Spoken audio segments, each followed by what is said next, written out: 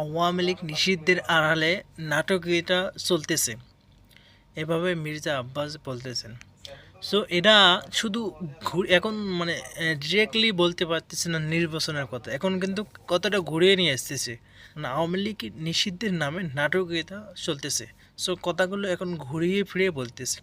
এরা মানে এরা দেশকে ভালোবাসে না। এরা যদি দেশকে ভালোবাসতো তাহলে এরা নিজ ইচ্ছে বলতো যে আমরা এই সরকারকে কিছুদিন সময় দেব, সংস্কার করুক বা সব দিক দিয়ে দেশটাকে আরও মানে একদম ভালো করুক।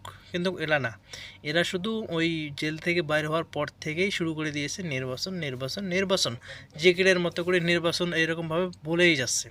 সো এখন আগের মতো বাংলাদেশের জনগণ যারা আছে আগের মতো এরকম না যে আপনারা বলবেন আর নির্বাচন দিয়ে দিয়ে মানে কথার কথা আপনারা হয়ে গেলেন সরকার, কিন্তু আপনাদেরকে থাকতে দিবে এভাবে?